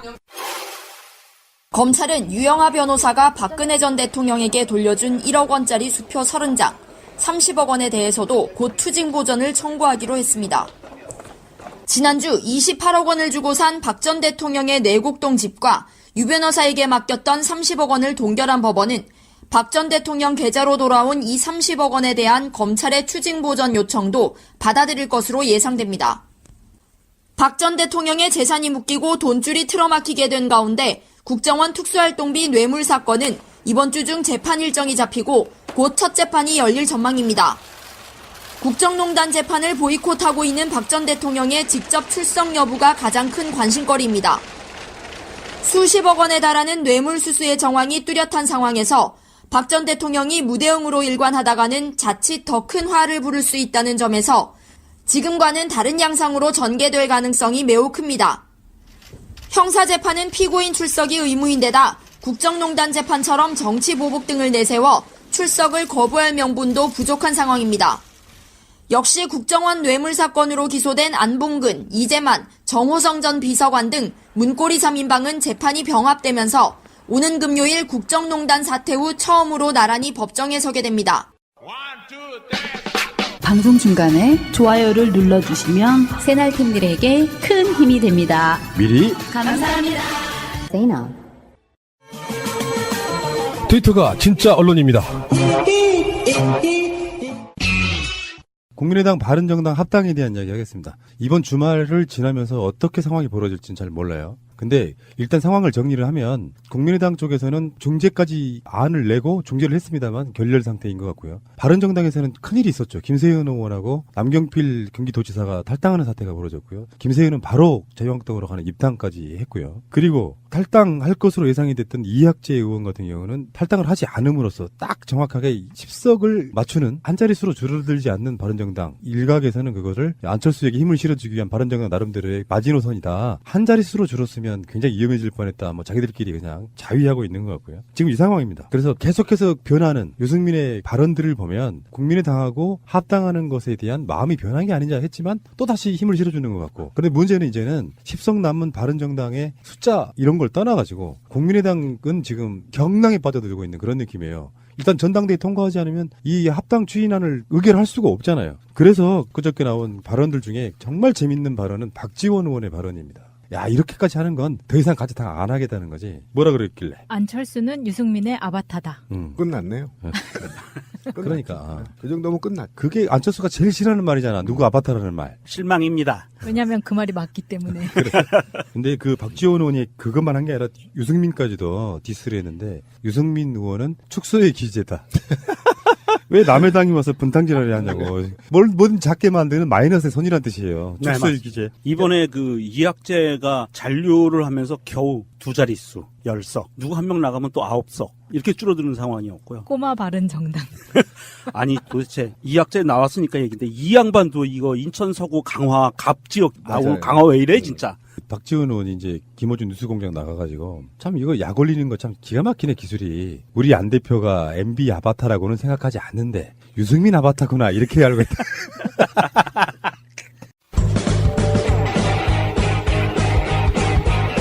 제도로서의 민주주의가 흔들리고 구타는 일은 이제 없습니다. 민주주의가 밥이고 밥이 민주주의가 되어야 합니다. 모처럼 만에 지금 남북 화해 분위기가 무르익어가고 있을 때 당리당략 이렇게 싸울 게 아니라 국민의당도 바른정당도 국민이 선택한 10석이든 9석이든 39석이든 그냥 그대로 만족하고 안분지족하고 그리고 국가 발전을 위해서 힘을 같이 써줘야 되는 건데 그렇죠. 지금 이거 아무리 싸워도 자기들한테 플러스가 되지 않는 거예요. 그냥 이대로 지방선거 치러라 새끼들아. 제발 좀 그냥 치르고 국민한테 선택을 받으면 되는 거예요. 이 사람들이 둘이 합친다 하더라도 지금 바른정당과 국민의당의 공천권을 신청한 사람이 몇 명이나 있겠느냐 한번 생각해봐라. 그리고 당선될 거라고 몇 명이나 생각하겠느냐. 그럴 거면 차라리 바른정당과 국민의당이 자기 정치성을 보여주고 그 보여준 정치성에 따라 선택받으면 되는 거거든요. 그래라고 정치하라는 거거든요. 세비 주면서. 그런데도 불구하고 이합집산 뭔가 자기들이 보여줄 게 없으니까 힘으로 보여주려고 외형적 힘으로 보여주려고 통합하는 건데 그 통합마저도 이루지 못하는 당의 리더십으로 어떻게 대통령을 다시 또 넘보고 어떻게 큰 당을 만들려고 국민한테 새로운 당을 호소하겠어요. 이미 끝났다. 그러니까 처음에 새누리당에서 나왔던 숫자가 33명이었더고요. 그렇죠. 그러다가 나중에 13명 1차로 들어가고 20석 만들었다가 또 들어가서 지금 현재까지 10석인 거예요. 근데 또 탈당할 사람 의원이 있을 가능성이 있다고 해서 박지원의 최종 예상 숫자는 합당을 하게 되면 6석 정도 7석 정도만 넘어올 거다. 대신에 20석 이상의 숫자는 이미 마음을 떠날 정도로 당은 분열이 됐고요. 근데 저는 이렇게 한번 봐요. 유승민의 단점이 있긴 있어요. 그게 뭐냐면 들은 바에 의하면 친화력이 좀 떨어진답니다. 그러니까 열심히 막 술 먹을 수도 있고 사람 사귀고 이러는 것을 잘 못한대요. 따르는 사람이 별로 없는 캐릭터라고 이야기하더라고요. 안철수랑 비슷한 비슷해, 거예요? 아주 비슷해요. 그러니까 굉장히 캐릭터가 겹쳐요 지금. 그러네. 그러면 이 안철수 씨는 그동안 본인이 그렇게 열심히 주장해왔던 자기 논리의 핵심, 국민들이 키워준 다당제 이거를 더 확산시키세요. 그냥 뭐 당대당 합당 이런 거 하지 마시고 국민의당에서 갈라지면 당이 더 많아지잖아요. 얼마나 좋아, 풍족해지고 자기의 꿈이 실현되는 거예요. 쌍난 치웠더라고요. 치웠어요? 네. 바로 지웠더라고. 부끄러웠나 보죠. 저는 이런 비유를 하나 들려드리고 싶어요. 간단히 말해서 이런 거예요. 누군가가 우리를 막 공격했다고 쳐. 그래서 공격한 그 내용이 너무 부당해. 그래서 우리도 방송으로 공격했다고 쳐요. 내가 억울한 지점은 그냥 내가 억울한 거예요. 다수의 사람들은 내가 억울하다는 걸 알고는 있어. 근데 네가 억울하다고 그래서 방송으로 계속 억울한 이야기만 해. 실제로 중요한 건 적폐청산, 개혁, 좋은 여론 만드는 거 이런 건데 맨날 방송마다 그런 이야기를 해. 그게 안철수의 모습이에요. 실제로 뭘 원하는지 다수 대중은 니들한테 어떤 역할을 원하는지를 몰라. 자기가 하고 싶은 대로만 하는 거예요. 그게 정치력이 없다는 뜻이고 저도 마찬가지인 거고 억울한 지점이 있을 수 있잖아요. 그 억울한 지점들을 굳이 말하지 않아도 다수가 알고 있다면 그걸로 분란 만들지 않고 큰 대의를 위해서 가겠다라고 가는 거거든. 안철수는 그런 자세나 태도는 없어요. 종제파가 전당대회 하기 전에 일단 종제를 한번 해볼게 했는데 안 들었어. 앞으로 통합 전당대회 강행할 거야. 이런 분위기로 가고 있단 말이죠. 그러면 이제 바로 깨지는 거고요. 바른정당도 뭐 거시기에 그러니까 합당이 막 성사되려고 하니까 남경필이나 김세현은 뛰쳐나오잖아요. 비전 없다고. 총 다 했으면 국민의당이 약 40석과 바른정당의 숫자 하시면 50석은 넘어야 되는 거거든. 근데 만약에 이 상태로 쭉 가면 26석, 7석 정도가 국민의당에 남아있을 수 있는 숫자예요. 그런데 사실은 26석도 맥시멈이죠. 맥시멈 그 정도 되는 거고요. 실제로 국민의당이 분당 사태가 오게 되면 사실은 그것보다 더 적은 숫자가 움직일 거라고 보고요. 지금 중재를 시도했던 이 사람들도 물론 합당 반대파는 아니라고 본인들이 얘기를 원내대표라는 지위가 안철수 따라가는 순간 없어져요. 원내대표도 뭐가 좀 생기잖아요. 그렇게 보기 좀 힘들고 아마 승계하게 될 거라고 보는데 일단은 더 큰 당의 원내대표 되니까 따라가더라도 근데 문제는 안철수의 이런 태도 때문에 점점 사람들이 떠나고 있다는 생각을 한번 해봐야 된다는 거죠. 그러니까 이게 이승민은 그나마 마이너스의 손인데 제가 보기에 안철수는 약간 좀 더 심한 게 이건 거의 자해공갈단 수준이에요. 자해공갈단? 네. 막 자기가 칼질하는 거 자기 몸에. 근데 어쨌든 끝을 안철수 씨가 어쨌든 인간의 바닥까지 보여주고 국민들한테 전개에 떠날 수밖에 없는 상황이 안타까워요. 본인이 적당하게 정치적 생명을 연장하고 기회를 노릴 수 있는 기회가 충분하게 있는데도 불구하고 지금 바닥을 다 보여주고 있는 거잖아요. 그 바닥을 보여주면 재기가 안 돼요. 제기를 할 수가 없습니다. 그러니까 오기 정치라고 하는 건데 지금 그 오기라는 것이 이미 대통령이 된 사람을 오기를 부려봐야 안 되거든요. 적수가 안 됩니다. 이미 게임 끝났어요. 그러면 자기가 경쟁해야 될 사람이 누구인지 대통령이 되기 위해서 그러니까 누구인지 가장 유력한 당 후보가 누구인지를 찾고 그 사람이 국민들한테 내놓은 정책들을 어떻게 비판하고 또는 어떻게 더 나은 정책을 내가 국민들한테 내놓을까 고민할 것이 아니라 70년대 80년대 했던 이런 이합집산 방식으로 정치의 생명을 연장해보겠다는 것은 결국은 국민이 용서치 않아요. 예전에 국민하고 달라요. 그러니까, 안철수를 예. 똑똑하고 리더라고 보는 국민이 몇이나 있을까요? 그러니까 예. 합당을 해도 유승민 당대표를 해야 된다 이런 식의 그렇죠. 여론조사가 막 2배, 3배 나오잖아요. 근데 안철수 진정성이 없다고 하는 건요. 김동철 원내대표의 중재안에 뭐가 있었냐면은 안철수가 당대표에서 물러나고. 그렇죠. 왜 그러냐면 지금 극하게 당대표와 반대파들이 싸우고 있는데 현역 의원들은 훨씬 많아요, 반대쪽이. 그렇죠. 그러니까 당대표가 일단 당대표직에서 물러나고 중립적 인사가 비대위원장 정도를 맡아. 그리고 전당대회에 가서 한번 물어보자는 거야. 당원들, 전체 당원들의 의견과 의견들을 물어보고 그걸로 결정하자는 거거든. 그렇죠. 근데 안철수는 이미 합당이 되든 안 되든 물러나겠다고 했었잖아요. 그렇죠. 예. 근데 진정성이 없다는 건 뭐냐면 정말로 제가 바라는 게 정치적인 국민의당의 확장을 위해서 합당을 하고 싶어 하는 거라 그러면 이 안이 마지막 안이라고 하면 물러나 주는 게 진정성이거든요. 맞습니다. 근데 자기 당대표 못 물러나겠다는 게 핵심이고. 내가 물러나면 통합 안 된다 이런 거죠. 그런 방식으로 지금 추진을 하고 있기 때문에 진정성이 없다는 게 그냥 느껴지고요. 요거는 이 흙탕물은 그냥 똥물이라고 표현한 게 맞겠죠. 완전히 정치판 자체가. 그러니까 국민의당은 지금 국민의당 만들어 나갈 때 더불어민주당은 그건 아무것도 아니에요. 지금 이 상황은. 이거는 상식 밖에 어마어마한 싸움이. 그리고 지금 박지원 대표도 그런 얘기 했잖아요. 이제 강목 등장하는 부분. 그렇게 되면 끝장난다고 할 정도로 굉장히 위기의식을 느끼고 있는 거잖아요. 강목에다 못 박아서 나타나겠죠. 실제로 그러니까 오죽했으면 그게 무서우니까 뭐 온라인 전당대회 하겠다 이런 난도 나왔었는데 어쨌건 열긴 열어야 될 거 아니에요. 그러면 찬성파든 반대파든 분명히 무기 들고 나온다니까? 한번 보고 싶다. 지금 그 안철수가 거기에 더불어서 한 가지 더 꼼수 부리고 있는 게 전당대회에 참가해서 표를 던질 수 있는 권리를 행사할 수 있는 당원들의 숫자를 줄이기 위해서 지금 노력을 하고 있어요. 무슨 말씀이냐면 1000명이 나왔는데 200명만 찬성해서 부결되잖아요. 그런데 300명만 나와서 200명 찬성하면 가결되잖아요. 그러니까 제적수를 줄이려고 한다는 거죠? 총 권리 당원 수를 줄이기 위해서 대표 당원이라는 명목 하에 대표 당원의 명부를 새로 작성해서 다른 당으로 갔거나 아니면 돌아가셨거나 뭐 기타 등등등 해서 진짜 우리 권리 당원이 아닌 사람들을 숫자를 빼내겠다면서 이 분모가 되는 부분을 줄이기 위해서 지금 엄청나게 노력을 하고 있어요. 이거 정말 이거는 대한민국 정치사에서 벌어지지 말아야 되는 암흑기 같은 일들이 지금 야당에서 벌어지고 있는 거예요. 가적 같은 당입니다. 아, 맞아. 어쨌든 국민들 관심에서 멀어졌죠. 전혀 관심이 없는 거죠. 아니, 그러니까 관심이 멀어지진 않았고 이제는 쌈 구경 상태가 된 거예요. 예. 그래서 그러니까, 제가 아까 강목 싸움을 한번 봤으면 좋겠어. 오랜만에. 진흙탕 싸움이 되는.